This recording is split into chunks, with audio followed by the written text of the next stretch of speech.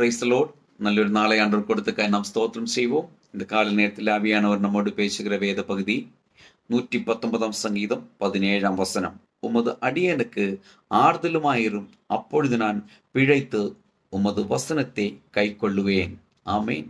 இந்த இடத்தில் ஒரு விண்ணப்பத்தை, ஒரு ஜெபத்தை, ஒரு வேண்டுதலை நாம் பார்க்க முடியும். ஒன்று, அடியனுக்கு ஆறுதலாக இருக்க வேண்டும். அப்படின்னா ஆறுதல் இல்லாமல், சமாதானம் இல்லாமல், சந்தோஷம் இல்லாமல் வாழ்கிற எத்தனையோ பேர் இந்த கால நேரத்தில் என்னை கேட்டுக்கொண்டு இருக்கிறோம்.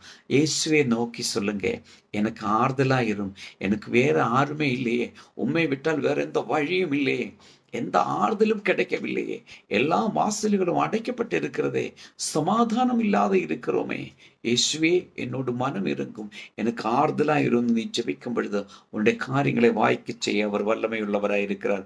அது மட்டுமல்ல, உங்களுடைய வசனத்தை கை கொள்ளுவேன். நீ வசனத்தை கை கொண்டு அவர்காய் வாழும்படி ஒப்பு கொடுக்கும் பொழுது நிச்சயமாய் இந்த நாளிலே, இந்த கால நேரத்திலே ஆவியானவர் உங்களுக்காக வாசலை துறந்து ஆறுதலை தந்து சமாதானத்தோடு உங்களை நடத்துவார். அந்த இயேசுவின் கருத்தில் நம்மளை நம்ம ஒப்பு கொடுப்போமா? நல்ல ஆண்டவரே, நன்றி செலுத்துகிறோம். இந்த கால நேரத்தில் என்னை கேட்கிற ஒரு பிள்ளைகளை இந்த வசனத்தின்படி பிதா குமார பரிசுத்தாவின் நாமத்தில் ஆசீர்வதிச்சு வைக்கிறோம். இயேசுவின் நாமத்தில் பிதாவே, ஆமென்.